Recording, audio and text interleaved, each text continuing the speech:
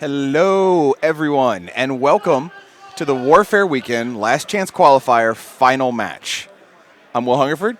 I'm Jay Larson. I do things at Privateer Press. You do things at Discount Games. I do. You are the classiest man in all of War Machine, as is known. Oh, wow. Yeah. I didn't know I got a upgraded title. Yeah, you did. Oh, Yeah. awesome. And I'm just some schmuck. Welcome to what's going to be a really exciting game because the winner of this gets a spot in the Invitational, which will begin at 8 p.m. Central tonight.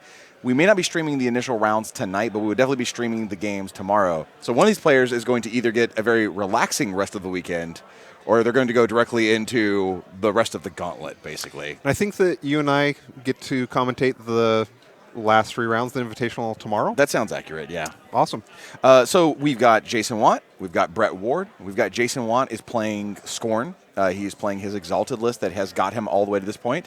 Brett Ward is playing his Infernals, and is playing a different list than I think he played the previous round. He was playing Sloan in the last round, if I'm not mistaken. Yep, that's correct. Yep.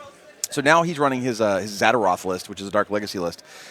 We've seen Jason's list earlier on stream, but why don't you run down both lists for us, Jay, for people that may have not caught it? All right, so Brett's Dark Legacy list, he has Zadaroth, a Forebodar, a Soulstalker, a Tormentor, and then he has Roger attached to Zadaroth, and an Infernal Gate, Eilish II, the Hermit, Valen Hawk, Great Princess Regna, and Umbral Guardian, 2 Wretches, a min unit of Grievers, a max unit of Cultists with Orin 2, a max unit of Cultists, and then a min unit of Cultists that have Dark Sentinels attached to them, and that unit, I'm assuming he's going to keep off the table to be ambushing. Right, and they got the 3 Dark Sentinels as one of the requisition options. Yep. And then over on Watt, we've got what? It's an Exalted list with Zal2, a Mammoth, a Supreme Guardian, Hakar, an Ancestral Guardian, an Immortal Vessel, a Novitiate, Abaddon, and then 3 units of Immortals with the unit attachment. Okay. So let's run down what these lists want to do. What's their strengths and what's their weaknesses? I mean, obviously the Exalted list plays one of the grindiest, best attrition games you can, right? That's true. And one of the things I think is going to be interesting about this is that they're both kind of lists that want to do a longer game. Yes. So in general, the Infernals, as they have the game go longer, they're going to be summoning more horrors. And so in general, they feel like the longer the game goes, the happier they are. And that's kind of the game plan a lot of times that Zal2 has as well. So it's going to be interesting to see how that ends up playing out since they're playing into each other's strengths a little bit. Yeah. Speaking of Infernals, there's been a really kind of interesting ruling that when the next balance update comes out, which hopefully sooner than later, we're going to see some errata to the Oblivion book. A lot of just fixing typos and small things, but there's going to be a change to the way sacrifice reads. That being the Infernal ability to sacrifice people to replenish their essence. Right now it says must. Okay. We're doing some review to change that to can instead of must, because it does sort of conflict with some of the other language that indicates you can choose to either sacrifice or you can choose to cut. Like right. you get a choice. The word must in there right now has been causing some confusion, and here at Warfare Weekend we're playing it as a can. One of the main problems is if it is a must, if when it's your phase and you have to sacrifice someone if possible, that means you could do things like Mordecai can walk up, make your army soulless, and then if your Infernal Master, who's not affected by the spell, isn't soulless and is in Regna's control range, Regna must sacrifice your Infernal Master, and the game ends. There you go. So maybe you shouldn't have made it an Infernal Pact if you don't want to. Yes, and have bad things happen to you. I think everyone has been playing it as can and not must, and it doesn't often come up as well. So, if it were to come up in this game, letting everyone know ahead of time, we have ruled that it would be a can choose to sacrifice, not you absolutely must. Yeah, let's go to the scenario real fast while they're finishing up their deployment. They're playing on Anarchy. Tell us what you think about Anarchy, Jay, because I made this thing, so I feel very biased. I want you to tell me your thoughts on this as a scenario. So and remember, we're live. It is what it is. I mean, I just try to be very zen about things in life at this point. Uh-huh. So with the scenario pack that you created this time, Mm-hmm. there are 2 scenarios that have scoring elements that are kind of on the extreme edge of the board. Yes. Anarchy is one of those 2. It changes kind of the way that you build lists and approach the steamroller packet. That's not necessarily good or bad. It is just something that is. Yes. So you need to have lists that can do well at being spread out like that. Yeah. So Speaking of which, their objectives, they both chose for healing. yes. So one thing that's interesting about this Dark Legacy list, so there are some models that Brett is playing with.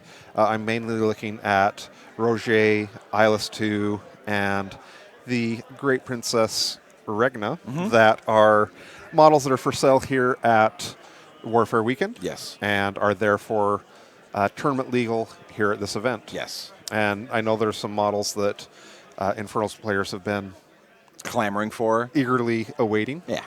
So once those come out, and around the same time, we'll see Howlers come out. Yeah. And I think the main model that most Infernal players have been waiting for at that point will be the Archduke. Yeah. Nisia will still be unreleased, but I think most people are a little bit more excited for. She comes out in February. Her and Archduke both drop in February. Oh, well, that's good to know since it's not on the release schedule yet. We just solicited it about 10 minutes before the stream started. Oh, there you go. Yeah, we just solicited both of them. And then Chuck Dogwood, Helga on Wheels, the Agonizer. Awesome. The Terrorizer. A bunch of new stuff that just got shown. Awesome. So Jason is running stuff forward as he is wont to do on the first round. Yep. What spells is he going to have up the start of this? Probably. I'm just trying to keep an eye out for whatever upkeep spells he has out there, what he's cast. Like maybe Aura of Power, but that's I would probably expect him to. Was Aura of Power? Do you throw up Vision this early? Do you spend the time upkeeping it? I don't know why you wouldn't. Yeah, but who do you throw Vision on in this situation, in this matchup? Like, is it going on Zal? But if you do that, you can't keep Aura of Power on himself, right? So, like, I would assume that it's going to go on the battle engine. You think, the Supreme Guardian? Yeah. The Supreme Guardian or maybe the Mammoth, but probably Supreme Guardian. Yeah.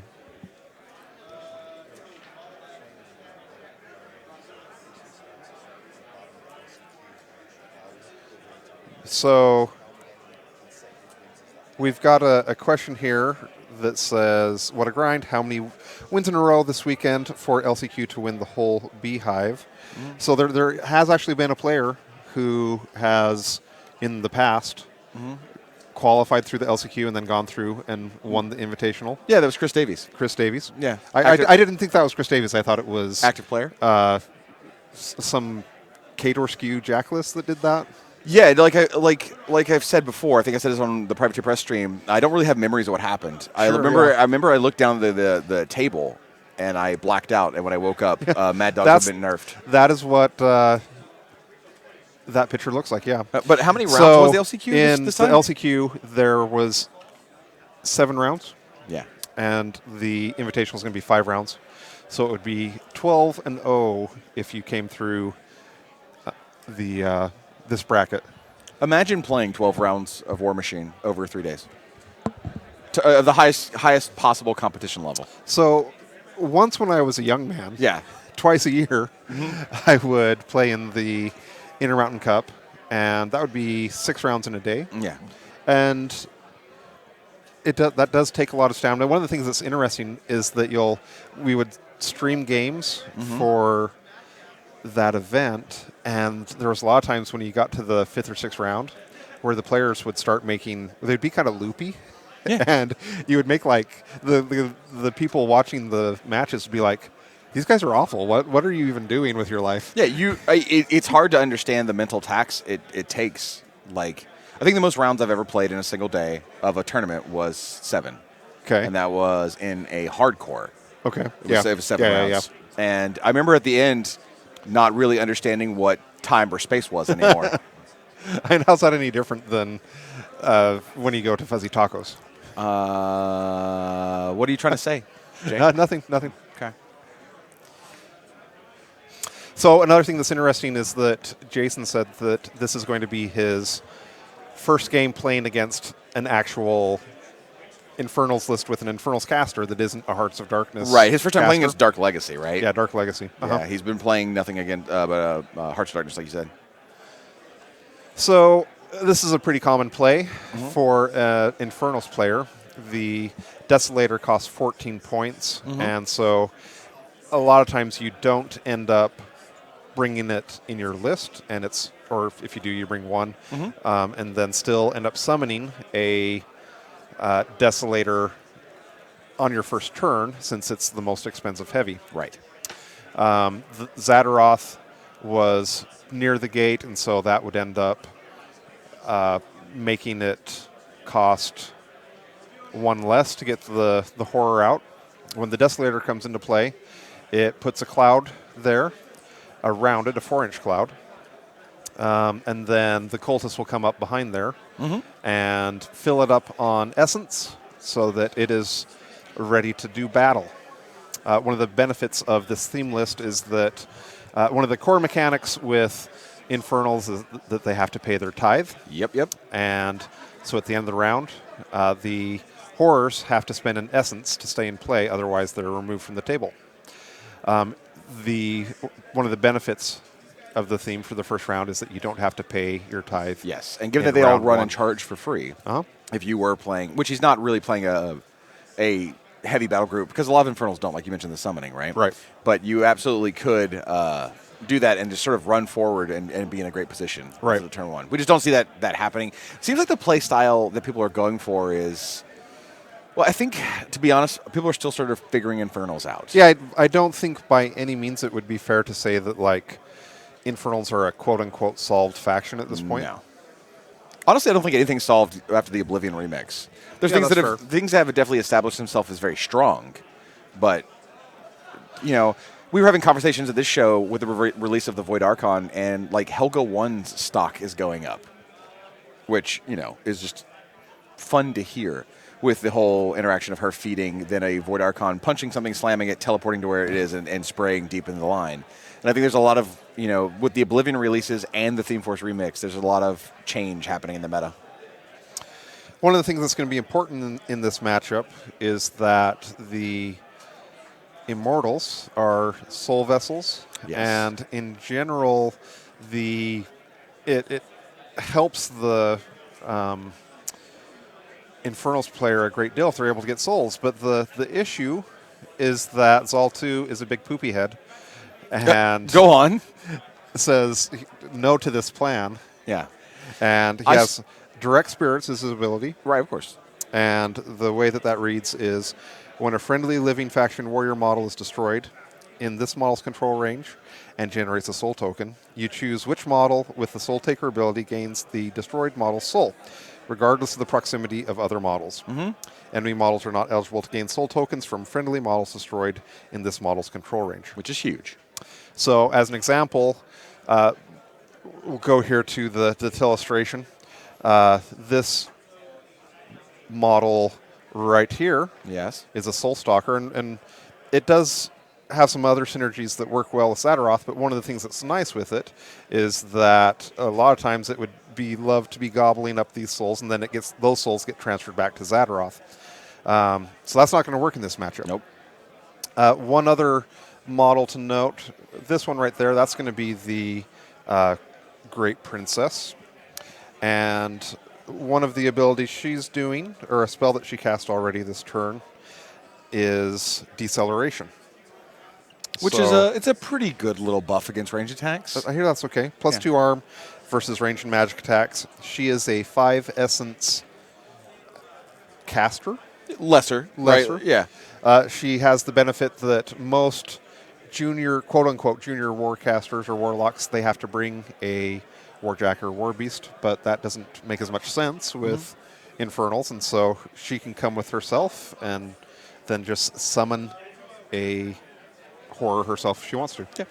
And then prior to the ruling about sacrifice being a can instead of a must, she could kill your caster and lose you the game. Yeah, I mean, I will say that if you're on the ropes in a match and you're looking like you're going to win, you do get some style points.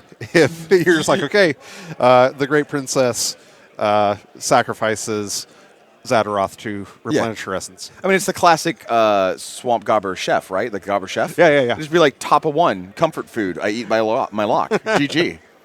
Well, I shove Kruger into a Woldwrath. So now that we're getting to the action, the opening moves are done. Jason's getting the first attack of the game, and the Mammoth is going to walk up and start dropping some shots into the Grievers. So one of the things that he's looking at is one of the abilities that Zadaroth has is that models in her command, and she has a command of 12, have the benefit of long shadows, which reduces the range of range attacks by 3 inches. Yeah, it's basically flying high, but for everybody in her command. It's a powerful ability. Yeah. We're seeing something kind of similar in CID right now with Aurora 2, where she has the battle directive that gives all models with flight in her command range of 9 flying high, and also makes them immune to blast damage. It's a pretty good battle directive. So while they're resolving some of these AoEs, we need to take a little pause here, Will. And If you bring out a Dank Dune meme, it's time for the Dank Doom meme. I will literally walk off this stream. Awesome. I've always wanted to do a solo cast. Okay? Okay. So in this meme, Oh, God. And you describe it, too. It's a visual meme that you have to read to of me. course I can't show it to him. That's crazy. So we have a picture of Steve Zissou standing in his wetsuit. Bill Murray. He's looking very proud and noble. And there's a woman interviewing him. Mm-hmm. And so here's the caption. It says, "Your suit is fitted desert fashion. Who told you how to do that?" And then the bottom caption, "No one. It seemed the proper way."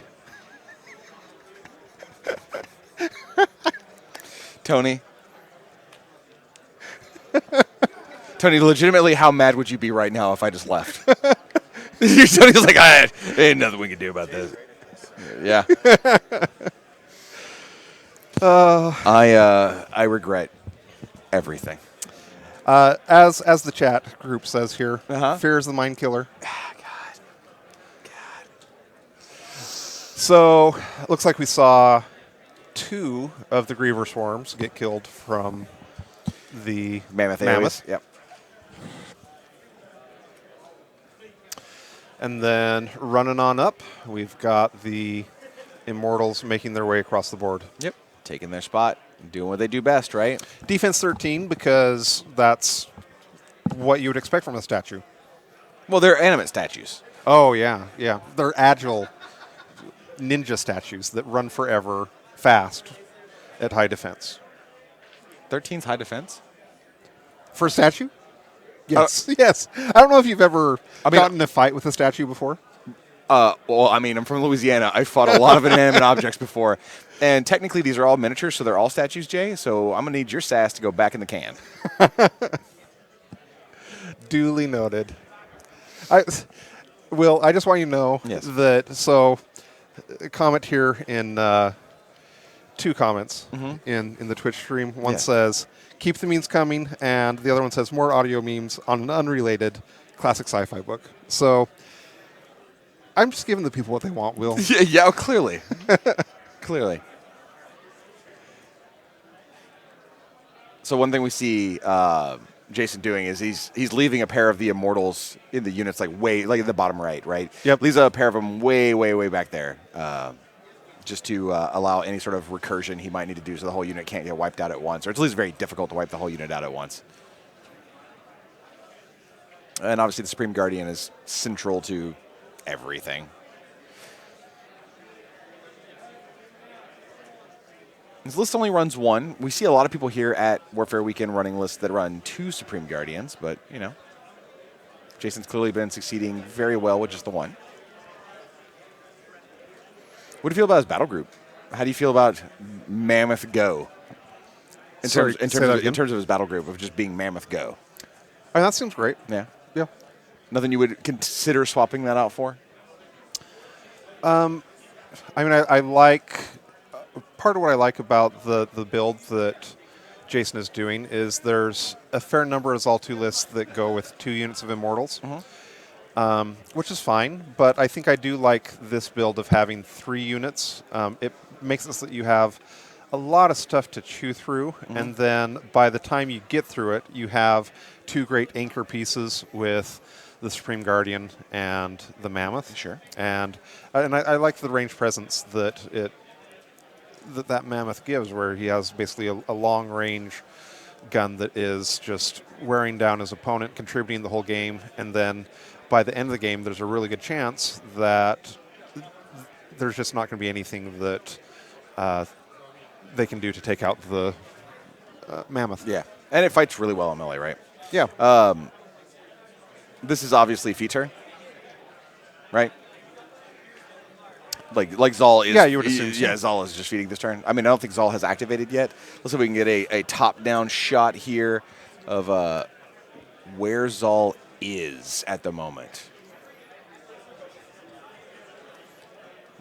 Tell me with your keen elvish eyes. Do you see him? Yeah, I can point him out to you. Point him out to me. So, And to the audience watching at home. pretty sure that we've got Zal right here with this little stack of Fury. Tony's pointing him out, and I am precisely accurate, as is to be expected. Wow. Your sass has gone way up since the last time we streamed together, which was lock and load. What happened?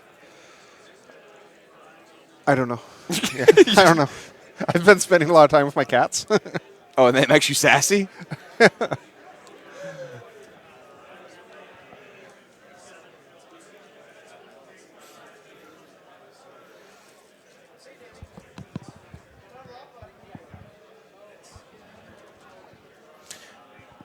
So, people, there is a fire cloud effect up top. People were wondering why those Immortals didn't take any damage walking into it. It's because they went incorporeal, so they became immune to it.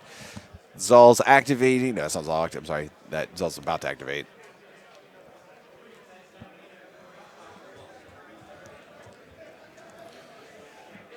Here we see a table marker going down. Figuring out what's going to be in his control range if he ends up moving around Zal there, what he has covered. Yep. Yep. So Zal goes and feats. Feet is up. Everybody is armor Gazillion? +4? +4. Gets out vision on the Supreme Guardian. Okay. Like we discussed earlier.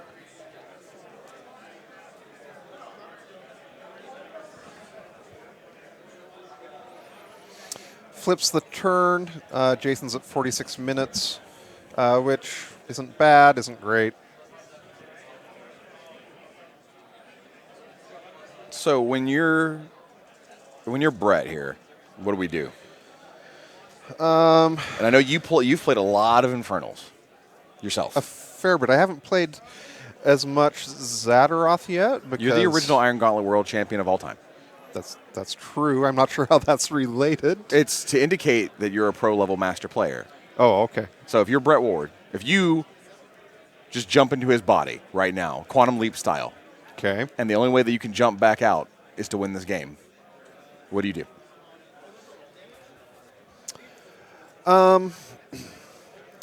I think that there's a decent chance that he's going to end up counterfeating. Yeah. And I think that there's a decent chance that you're going to see some jamming going on with the Soul Stalker and the Lamenter. With underfeet, they're getting to pretty high values. Which, for everybody who doesn't One know, of the feat is +3 defense, and if you miss, you kind of get to place teleport the model. They got missed 3 inches. I need to check something real quick on my horrors. I believe.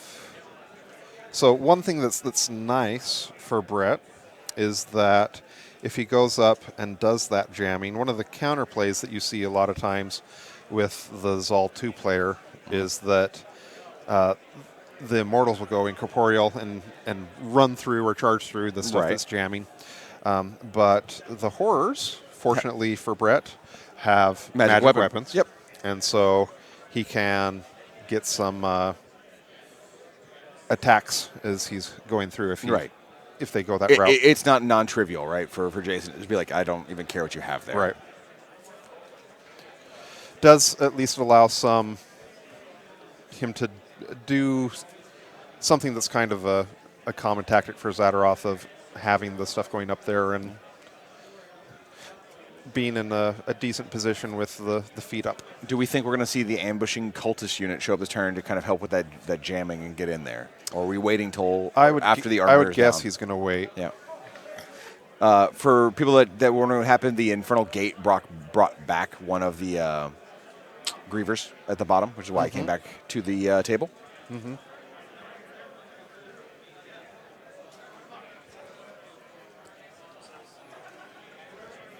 Salsa Shark on Twitch says, if you did Quantum Leap jump into Brett's body right now before trying to win this game and jump back out, he would check his bank account. And that seems like a pro move. That's not what Quantum Leap was about. You were trying to help people, not ruin them. So, before this match, Will, we were having a discussion about Zal 2, and Jason's been having a lot of success with this list. He went 6-0 at WTC. He's currently 6-0 at in this event. In the LCQ, yeah. In the LCQ. And one of the things you said was that you thought that you're paying attention to this list and you thought that it was a very good list. It's a very, very good list, yes. But not necessarily something that is to the level where it's unfair to play against. Correct. I think there is counterplay to it. Yeah, so what are some of your thoughts on that? Well, right now, with the balance updates we've got coming out, my goal is to look at the things that there is very little counterplay to, which sometimes can be an individual model or two, and squish those down a little bit. But more importantly, to look at the underperformers and squish them up right now. Because that Exalted is very strong in the right hands, but it's not unfair, right? You can build lists that can face it. Yeah, as a example of something that you mentioned in our conversation. Well, I'll give you a good example real fast. The Lely's Resistance theme force with the snipers murders this list. It just obliterates the Immortals completely off the board, and it becomes a terribly unfair match for the Exalted if they face into that. And nobody's playing that right now into them. Yeah, I mean, one of the things that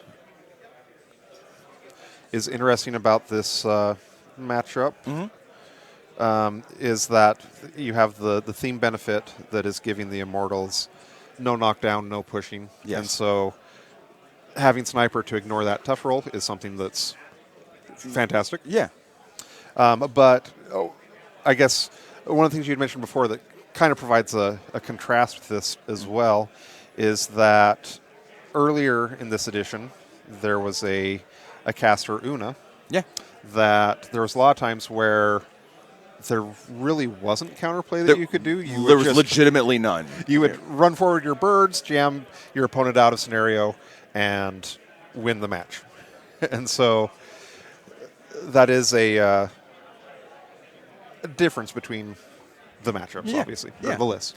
And even more with some of the new models, like a Thamrite Archon being able to steal souls off the Guardian and things like that. Like there's more models being added that mess with this list. I will say, so we have a comment here in Twitter from Jashlock. Yeah. He says, laugh, LMAO, Hungerford, be real dog. It's all 2 Immortals is busted. Yeah. I like the cut of your jib. I mean, is it S tier? Yes. Is it busted? No. Okay. Now, are we going to keep an eye on it? Absolutely. Cool. Is it meta warping? It's hard to say, especially with the amount of the meta is evolving right now. Yeah, is there counter to play to it? Absolutely. It 100% exists. And War Machine is definitely at the point now where there are just clear tiers of power in lists you can build. There will always be the top 10%. And this is definitely in that. But you can't always shave down you can't constantly cut off the head of whatever's the absolute best all the time if there is ways to counterplay and there is ways to beat it. Because if you keep doing that, all you're doing is playing whack-a-mole. Right. You kill one, then the next thing pops up. Then you kill that one, the next one pops up. And it doesn't allow the meta to evolve naturally through the players innovating and creating predators to what is the top dog, and then that becomes the next list. Like I said, it's laser resistance list with nothing but the snipers. It just dumps all over the Immortals. And if this becomes too powerful, then that rises to prominence. But that's not to say we're ignoring it, obviously, right? You got to keep an eye and keep watching, and if it turns out to be the next Una 2, then you fix it.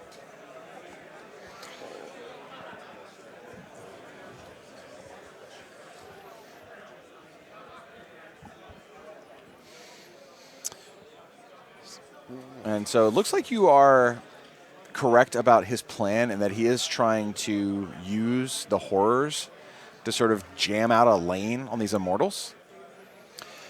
Yeah, it's a little bit interesting what he's doing. It looks like he's used the cloud from the Desolator to try to block some line of sight going in on them. He's making kind of a bunker around that flag. Yeah, it seems to be. Which is an interesting play. I'm going to be curious to see if he's going to actually. It looks like he does have his feet out, and so that has.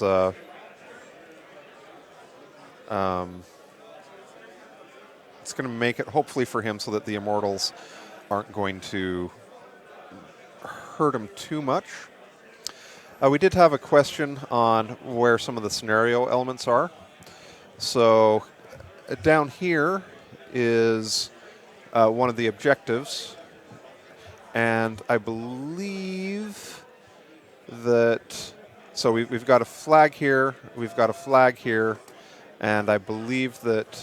Let me give you the top right here. Why don't you clear the telestration real quick? And what I'll do is I'll give give me you a top down. That'll make it easier. I was right again. Of course I was. Wow. So objective, and the flags are actually harder to see from this one. Yeah. So, given our conversation, there's a couple of questions in Twitch chat of like, what are some models that the dev team is strongly looking at in the next balance update to squish down and squish up? We've seen there's a certain clocky boy that has been providing some issues with not having a lot of counterplay. Time stutters, obviously, very, very, very, very, very, very, very, very strong. And also, assault spray paralysis is a thing. Also, a certain floaty girl that hangs out with some holy bros. There's a lot of stuff that happens in testing. Just because we're looking at something doesn't mean it always changes. We test and test and test and test possible changes. Sometimes they make it through, sometimes they don't. But the next balance update is only going to have a handful of things that get pushed down. It's actually going to have, hopefully, a much larger chunk of things that get pushed up. In particular, there is a lot of internal review and testing on a sizable chunk of some related to a Hordes faction. So, we will see. Don't want to promise anything because stuff happens in testing. Things do happen. Things don't make it through. In a perfect dream world, the next balance update happens before the end of this year. But we will see how it eventually pans out. I can't talk. And one thing to note is that I think one of the things that's become a kind of guiding principle for Private Press is that even if you're looking at a model like a Clockatrice, you don't want to invalidate a purchase. You want to make it so it's still a good model, playable, that people don't regret their purchase, but also not one that is being oppressive to the meta. Exactly. And the balancing act is as soon as something that it was super oppressive gets broken down a little bit, people immediately think it's unplayable. Right? There's a reaction, I can't use it anymore. Right. And it's like, look at Lord of the Feast. Lord of the Feast was obviously, it became an issue, and we watched it and watched it and watched it and watched it and tested a bunch of things, and then finally we made the changes. Lord of the Feast is still an amazing solo. But some people feel that they can't bring it or play it or that it doesn't do anything. I'm like, that is a killer solo to bring. And it still gets a lot of work done. It just doesn't, Rambo an army by itself.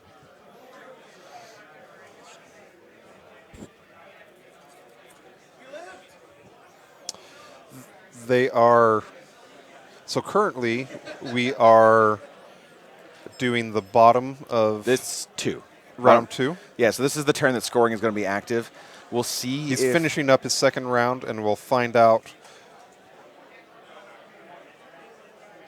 And it's going to be 0-0 now at the end of it.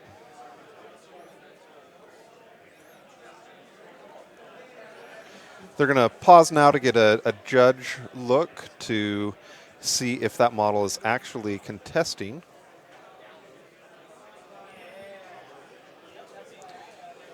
And the judge says this is very close, and it's going to take a little bit more precise measurement here. All right. So that's happening. Yeah, a lot of people in chat are speculating. It is contesting. It is contesting. Nice. So the score is 0-0. A lot of people speculating about the balance update. Obviously, you don't want to give away too much because I don't like to raise people's expectations and then nothing happen because testing proves that otherwise. But I will say, Troll Blood players have been asking for some help for some time, and we are definitely not ignoring your constructive feedback. Well, in that vein, we have a comment from the Lewisnan.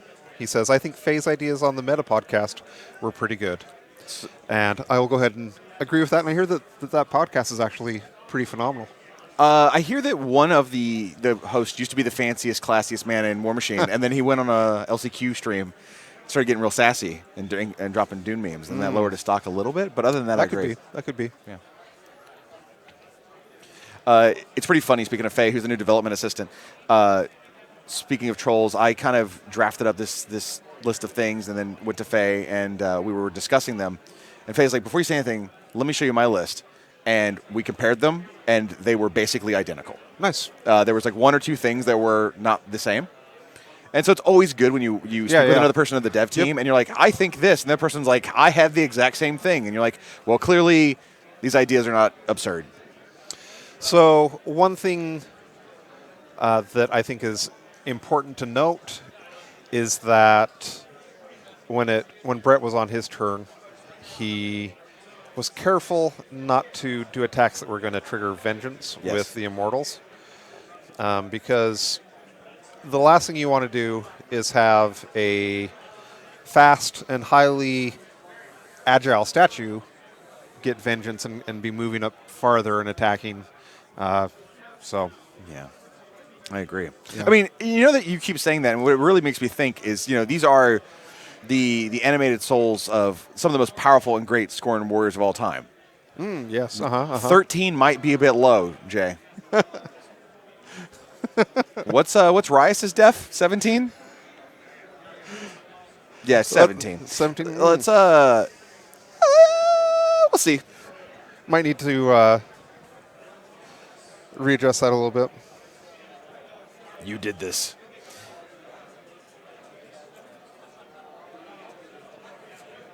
All right, so we see the Immortals are getting stuck in, making a couple attacks. They're going to use Aura of Power off of Zal, which was upkept to boost a couple of these attack rolls, because the def, I think, on the horror he's swinging on is 15. He misses. This definitely is Zadaroth's feat was up and used, because we see that Can I get a place now? Yeah, the clock is back on Brett, and he's going to choose not to place. One to continue our discussion, one little side note. So the caster, Zal, the ancestral advocate. Yeah. He's defense 10. Yes. One of the mightiest souls and casters in the faction. Yes. This is a statue. Well, you see, he has a big back piece made of metal. Oh. And it's very heavy. Okay. Have you ever tried to dodge a sword while wearing a backpack? I don't think I have, actually. Okay. I'm sure you have. Well, this reminds me of a conversation I had with someone once asking me about hills, and never mind. I'm not going to get into it. Fair enough.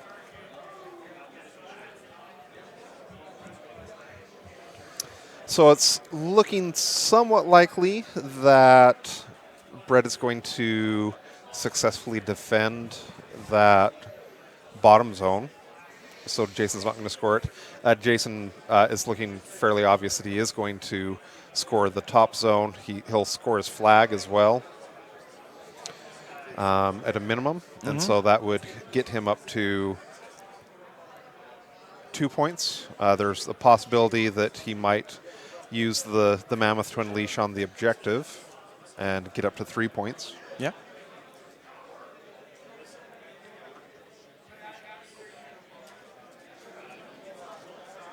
Do want to take a moment to just, we've seen it many times on stream before, but Jason Watt's Mammoth is a thing of beauty. The paint job That on is it true, yes. is just gorgeous. I do. One of the things that, as much as I like to joke about this, the Exalted list, is that visually it is one of my favorite lists to see Yeah. on the table. Yeah. It's, I think the theme list just looks great. And speaking of well-painted models, if anyone hasn't had a chance to look at it, I would recommend trying to do a search for Jaden's Ancestral Guardian, or Supreme Guardian. Supreme Guardian, Yeah, yes. yeah. He has some freehand painting on it that has like cherry blossoms and a dragon and stuff like that, and so it's a sight to behold. Yeah. Worth seeing if you haven't looked that up. It is great. What we're seeing right now is the Mammoth is busting off some AoEs Yep. at the Grievers. Hoping to get some deviations that will allow him to clear out that zone. They're verifying that it's going to not hit any of the Grievers. Yep. Does hit his own guy. Third shot's coming in. Now, how strong do you feel that Rebuke is in this matchup? Zaroth's got Rebuke. And I don't believe that Jason has any upkeep removal. So I do think it's strong. One of the things that is interesting, though, is that with the one of the spells that Jason has, he's one of the big benefits of being able to charge is getting the boosted damage. Of course. And when Jason's soul economy starts gaining steam, and as he starts getting a bunch of souls onto his caster, he can use that to kind of mitigate the not being able to charge Sure. to get some damage out. But it's still probably worth it for Brett to make him force him to do Yep, that. I would concur. Yeah.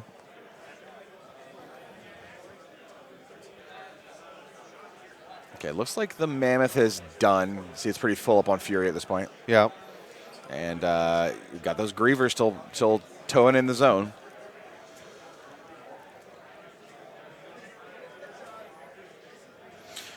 Dragon Pup on Twitch says, Fluffwise, Zal didn't become an Exalted because he was worthy. It's because he shoved his own soul into a Soul Stone after Kaelis shot him.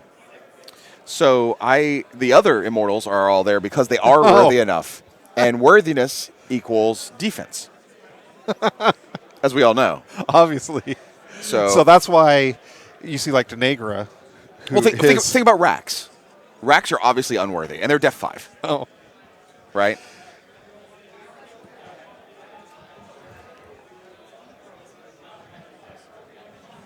We hear Jason on the player mic right now looking at the table and just saying, kind of the big what am I going to do about the horrors? Yeah, he's like, what am I going to do about this middle? So let's take a top-down view. Here we go. But what the table's looking like right now? And Jason's in a really great spot on both of the zones right now, but he also has a unit of ambushing cultists he's going to have to worry about, which is coming in with those Dark Sentinels with the great swords. So that's going to definitely put pressure onto a zone. So one of the things that's interesting, this doesn't come up very often, but it does in this match. So there is one Lamenter in Brett's list. Yes. And the wording on Soul Parasites is living non-soulless enemy models and enemy models with Soul Vessel. Yes. Suffer -2 to their attack rolls while within 4 inches of this model. Correct. So the part that I was saying doesn't come up that often is the Soul Vessel part. Yes. But it is going to come into play. And so even some of the lower defense models, like the Desolator Or Immortals. the Tormentor. They are going to be base 11, but they're getting a +5 defense swing. Yeah. Because of 3 from the feet and then 2 from the Mentor. Yeah, so you're looking at effective 16s on all these guys. Yeah, which is, I hear, a pretty big swing up from 11. It's massive worthiness. Like, you're definitely proving how worthy you are at that point. Absolutely. I mean, I can't think of anything really more worthy than an Infernal Desolator. Correct. Yeah. I mean, yeah. I'm glad we're on the same page. Yeah. All right, so it looks like that unit of Immortals is going in, and I think he's chipping away at just a few cultists. Looks like the cultists... Yeah, was that a cultist he grabbed? I do believe so. The rest of them seem to be going into the horrors, and it's going to be real hard to hit those. I think he might have attacked the objective. Oh, was that the objective? I think that... let's do a little pro illustration here. So I think that they came in here on this objective, and I think that these might be the damage dice. Well, I'm saying Brett picked up a model, though. Oh, okay. That was sort of in between those two Immortals. Okay. That, unless I missed what it was, I'm not sure. I mean, I don't know. You might have had some mushrooms for breakfast or something. What? Be hallucinating. What?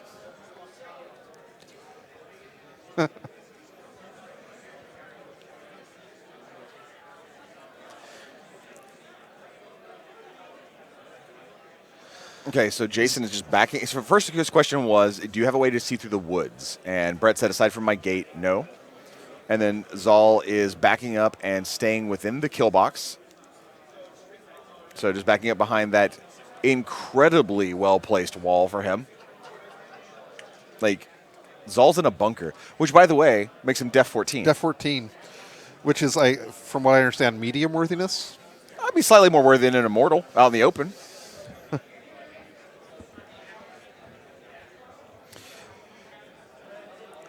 Mirror 16 or 1580 on Twitch says, are those dice the damage on the objective or the soul count on Zadaroth? And I believe they're the damage on the objective. Yeah, I don't know how Zadaroth would be. Have 12 souls? Have 12 souls. Yeah. So it's got to be the damage on the objective. It's the only thing I think that makes any sense.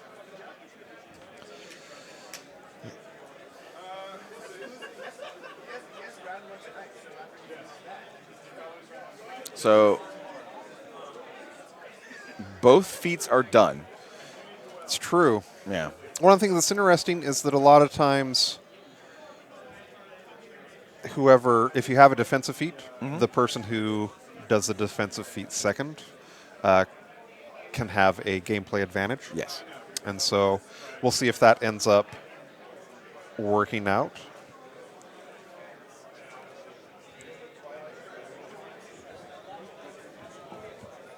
Brett was asking if the objective can heal itself. They looked at me, and I was just nodding yes. So, yeah, that is definitely the damage on the objective. So it heals itself, not for 11. That was the hit points remaining. It had taken 3 damage.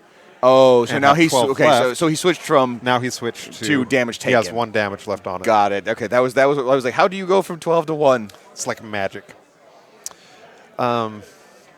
And also, I know that the feat graphic is currently up under Brett's name, but that feat was used quite some time ago. So don't let that throw you off. Both feats are out of the game and done. So we're now on to the bottom of turn 3. I'm guessing that Jason scored 2 points. 1 for the upper zone and 1 for his flag. Yeah, we'll confirm what the total score is here in a moment. We got somebody running over to the table.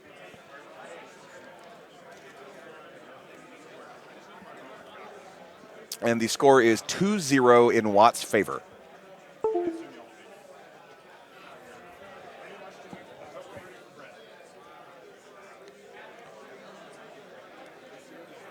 Okay, so Zadaroth's beginning this turn with 4 essence. She's upkeeping all 3 of her upkeeps.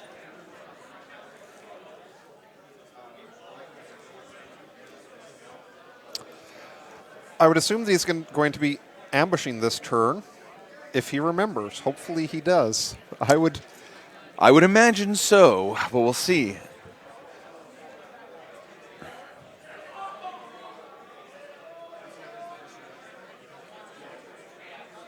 Looks like he's not going out to be because I think he's activated the Hermit and Yep, the Hermit given a bunch of essence out. So he's missed his trigger to ambush in this round.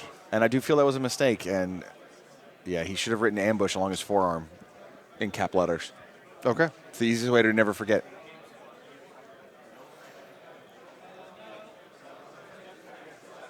And we just literally heard Brett say the words, "I didn't ambush." I mean, that's it. This is crucial. He needed to do that, like to get that top zone. He's going to have something in there, but really, you wanted to have. Let me do a little illustration. Yeah, so, you want the top-down view? Sure. Here comes the top-down view, and 3, 2, 1. Burk. Okay, so I would expect that something's going to get in here towing the zone,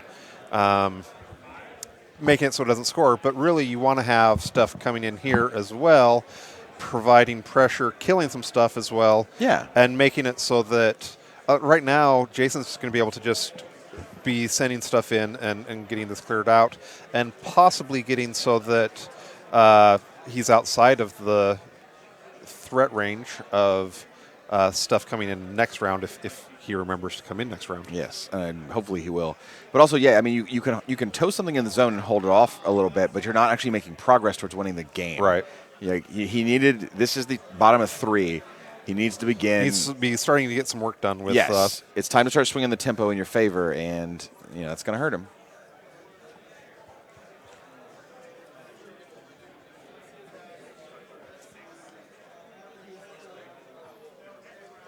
So we got a question from Shrumify. Yes.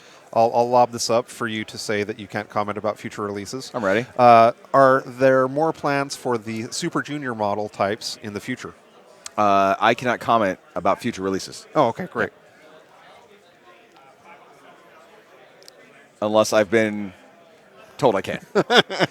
And I have definitely not been told that I can. So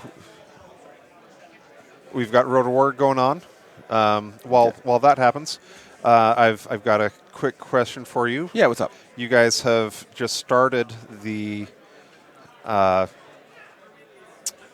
CID. Yes. For The Convergence. Yep. How have you felt like that's been going, and can you give any previews on potential updates that might be coming? It's been going overall very well. Oz and I have to catch back up when we get back to the office on Monday, and we're aiming for a Wednesday update. We've talked to a lot of players here at Warfare Weekend, and I've been trying to read what I can. Obviously, we've got Lauren and Faye back home on the HQ checking things out. I think we're going to see some interesting updates coming through. Nemo is proving to be a bit too strong. Have I ever mentioned that Nemo's one of my favorite characters in the Iron Kingdoms? You have, yeah. Oh, okay. Why do you think he's dead? That makes sense, yeah. Asphyxious 4 is actually turning out pretty well. There might be a few minor things. Right now, the Dark Shroud going on the Annihilation servitors don't require them to stay in formation, so you can just yeet one out there. Right, yeah. Same for the Jacks. Little tweaks like that. I've had some really good conversations with people about Perforators and the other medium-based infantry. And in general, sort of where the other Jacks stand up in Convergence and the current effect of the Tesselators and the Negators. So you will see changes coming, and we'll see how much time we can give everybody to test. We want to try and give people as much time as is reasonable, but we are working on a lot of stuff at PP, and we can only run that CID for so long. So one of the interactions that I think we're seeing right here is, could you actually do a top-down view again? I will do whatever you ask of me. Oh, that's a dangerous thing to say. Yeah, I don't mean it. Okay, fair. I can't really tell, but I'm assuming that one of these models in here is likely a Wretch, and so that's going to give out an entropic aura that makes it so that he doesn't get a tough check on these. And so he has Black Spot out. He had the gate go. It was shooting in here and killing stuff, black spotting, and just getting some work done. Yep. So the Wretches are a pretty important model in this matchup. I mean, and Black Spot. Also, I mean, what it really does is it brings them from Def 13 to 11. Which is probably where you feel the stone statue should be. Or 10, seems like. Okay, so all three of those models by the trench are cultists. Is the one by... Let's drop back to this view. That's a forebodar that is between the cultist and the Soul Stalker? No, the objective. Oh, the objective. Yeah, that's what I'm going to say.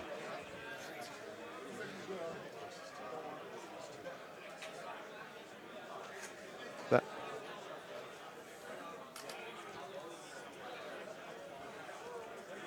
We're getting a check to see if there is a retro over there. It didn't seem like Jason was rolling tough checks, which was what made me assume that there was likely there's a got to be doing some sort of doing retch work.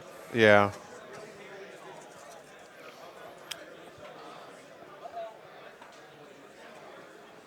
All right. Here we just have the heavy going in and starting to drop a few of these immortals. They are getting tough checks, so. What's that?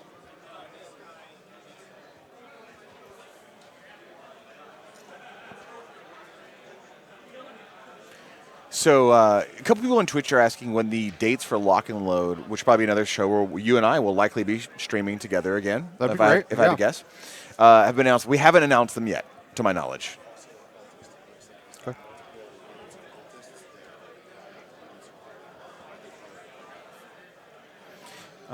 Speaking of Lock and Load, as Yes. we're going through the attack sequences, how excited are you for Warcaster? Warcaster. I'm pretty excited. I'm excited to see how the final rules shake out. Yeah. One of the things that obviously we don't know a ton about the game at this point. Yes. But one of the things that I'm hopeful for is that it seems like it's going to be a niche of product that is a smaller size of force that's battling than War Machine. It is. And I think that's something that's pretty interesting. So, are you more of a sci-fi or a fantasy fan? I like both. Okay, not one that edges out the other? No, not really. Okay. I figured with your Dune love that you'd be a sci-fi. I do like sci-fi. Okay. Trevor, one of my podcast co-hosts. Yes. He's much more of a sci-fi fan Yeah. than fantasy, so he's excited for that.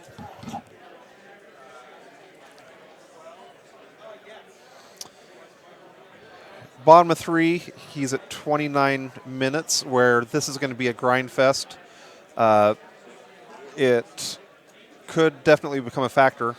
Honestly, Jason is, for how much he's done, I would want to see him probably at a better time than 34 minutes as well. Yeah. Yeah, that's agreed. The Infernal Gate just got done blasting off, and I think he was going into the... I did not catch the target. I think actually I see damage marked on the Mammoth, so it must have been shooting at the Mammoth. I mean, it's a threat you have to deal with, right? You can't just let that thing sit back and blast your forces over and over again. It's true. Especially if you're going to be ambushing cultists in late. Because then the Mammoth just turns in their direction and Right. is like, get out.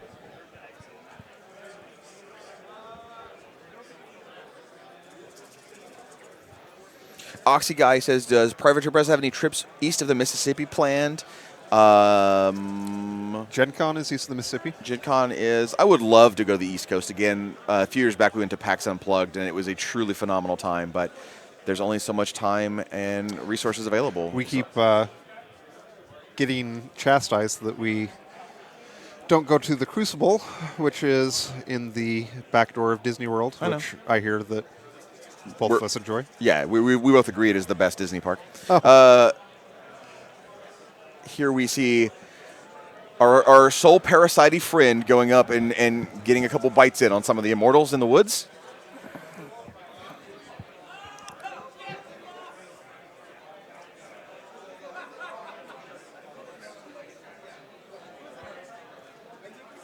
Making the 2 initials. Hits him because Def 13 is not very hard to hit.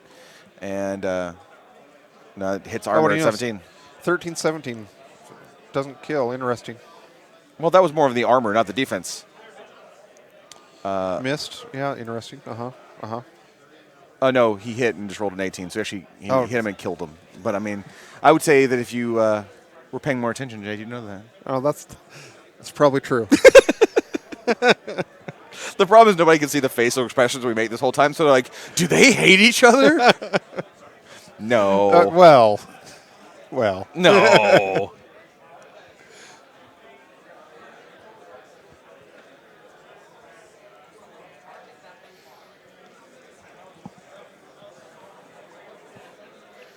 So these are assault sprays coming in out of the heavy. Looks like one is hitting the Supreme Guardian. It's going to be dice off 9 here, so is he boosting? Let's find out. Oh, he's going to roll to hit the Mammoth first. I think he's going to equip all 3 models there. Yeah. So off 9 on Hakar. Nothing.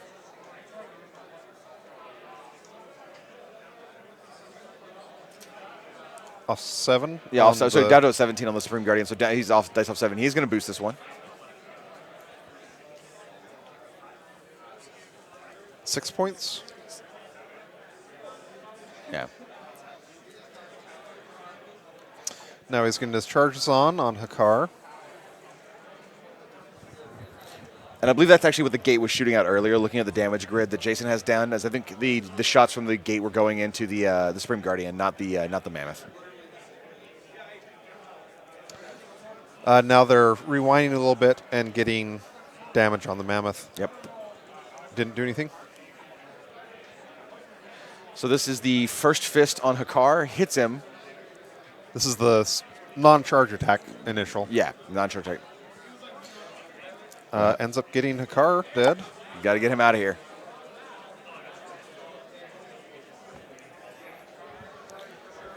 Snake is going to charge. The Snake is going in on the Guardian. Who's now affected with a -2 armor from the Desolator. So it's down to a 17.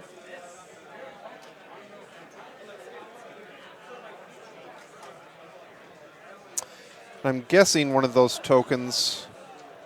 So that was the defensive strike from the Guardian. Hit a 12, missed. So didn't get the Soul Stalker. We hear Jason say, well, that's lights out. So the Supreme Guardian is likely going down. Seems true.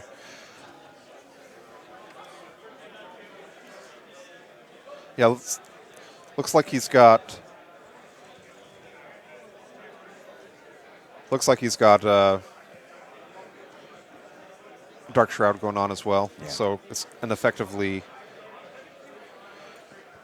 -4 armor. Yep. So he hit with the coil, does, I believe, 8 damage. Now he's going to auto hit with everything else, and with the amount of essence on the Soul Stalker available, that Supreme Guardian is not walking long for this world. No, not going to walk away from this. Really, it's getting to the point, and Jason, I think, will realize this, that I think that one of his primary win conditions at this point is going to be with the clock. Yeah. I think if he continues grinding it down, that Brett's going to have a lot of time pressure going on. Yeah. Somebody asked if a vision was on the Supreme Guardian. Earlier when the Infernal Gate was shooting, we thought it might have been on the Mammoth based on where damage was being marked on cards, but we must have misspoke. It was clearly on the Supreme Guardian, so a vision must have been used for one of those shots to soak it up. So vision got clipped out earlier.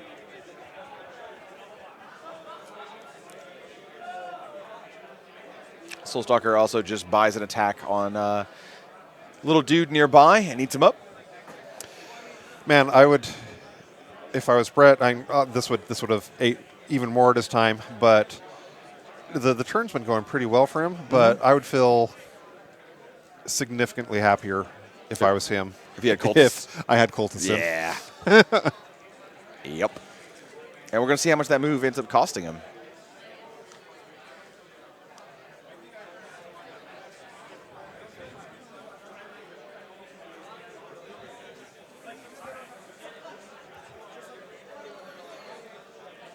So Regna walks up and casts Deceleration because Mammoth shots do in fact hurt. At some point, Brett will remove his feat turn instead of just having the eternal feat token. Feat turn. That'd be pretty sweet. Yeah. Zadaroth, I'm just going to feat for 2 turns. Well, if you pop feat with Krios 1 and kill your opponent, your feat turn lasts forever because they never get back up. Would you say that that's a high level of righteousness? I think he makes everyone near him unworthy. Enemies, at least. So Griever's going in. Busting some eye lasers at some statue men.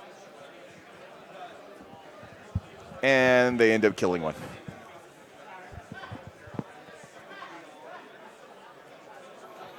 Okay, so Tithe is being paid on the Tide's going horseman. on. It's going to be the end of...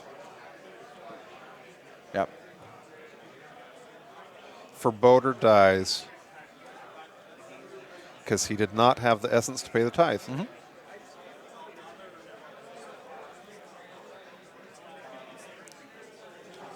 Black Spot is on the remnants of that unit over there.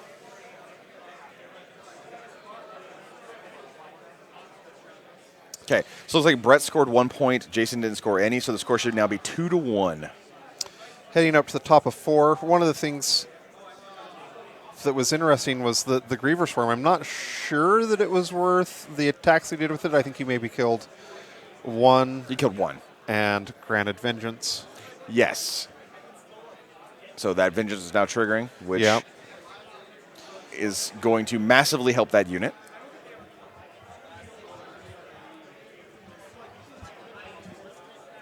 And the score is, in fact, 2-1. Tony Konachek, our video producer, y'all can't hear him, but he talks in our ear sometimes. I was letting him know. Whisper sweet nothings. God, I love in that your man. ear. Look at him. Tony, thank you for everything you do. This stream wouldn't be possible without you or the players. We're just the two yahoos talking about things. It's true.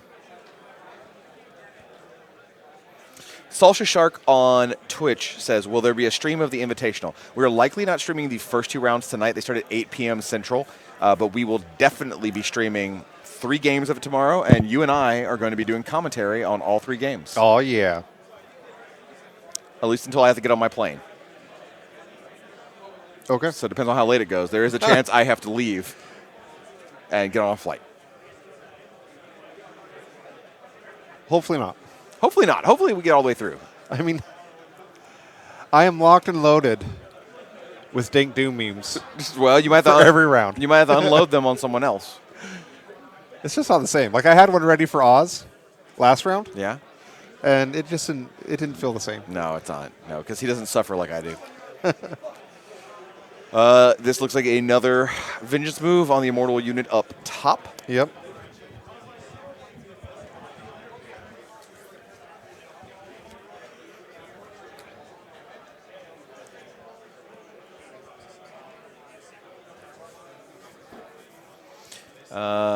Let's see. How is Brett doing on Mark Souls for summoning? I believe that's starting Should to be look fine. Yeah, I mean, well, I guess also Orin hasn't even come in yet. Right? So there's that. No, Orin's, Oh, no, Orin's on the board. there. No, Orin It's is the on weapon board. Yeah, attachments. yeah, I forgot that Orin is the unit. Orin is not in the unit with the weapon attachments. It's still got Eilish. Yeah, still got Eilish. Still got Regna. That is correct.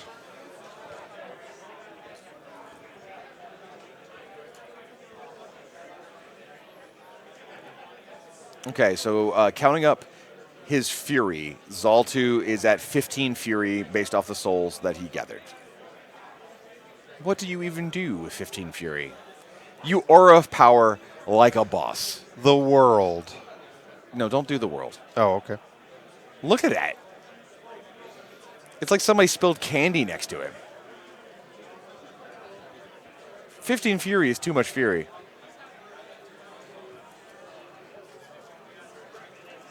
Now, Tony, I know that we're likely not streaming the Invitational opening games because they start at 8 p.m., but I'll ask you now for anybody watching at Twitch, are we streaming anything after this game, or is this the last game Privateer Press is streaming for the day? Okay, Tony has confirmed this is more than likely the last stream, so the end of the LCQ will be the last one today, and then we'll have the quarterfinal, semifinal, and final round of the stream tomorrow for the actual Invitational.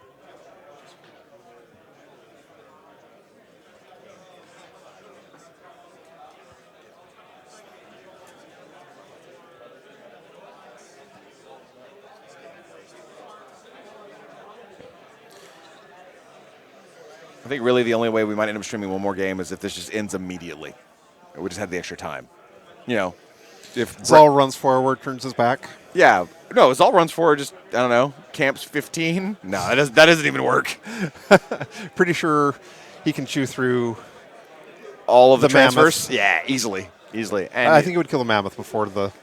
yeah, and Zal's only defense 10, and as we know, defense 10 is not good enough for a unit or of any kind that you want to be front line, really engaging with the enemy and getting work done.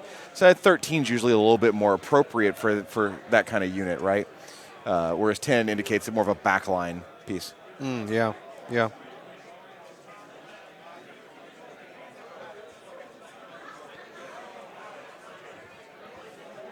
One thing that's interesting is that I think that previously, I guess maybe this was a bad assumption on my part. Uh-huh. I had kind of assumed that he would likely have the cultists come in on the top zone. With the way that the game state's going now, Oh, I think it's going to be bottom now. it's going to end up being bottom. I'm curious if it would have been that way if he had remembered which one he would have actually done. I'm in agreement with you. I think he would have gone with the top one, and I think now it becomes the bottom one. So maybe forgetting to ambush that one turn was the right move.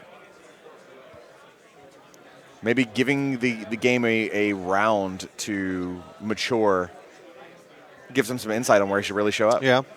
One thing that would be interesting, I don't know if Jason will do this or not, but one of the plays that can hurt a Infernals player quite a bit is if you start taking out their cultists. Yes. And so if you decide to start having that mammoth put in some AoEs into those clumpings of cultists, that can make a pretty big impact on how the Infernals want to play their game. Yeah, they definitely have a dwindling economy, right? And if you take out those key pieces, they start running out of gas real fast. It's just hard to do so.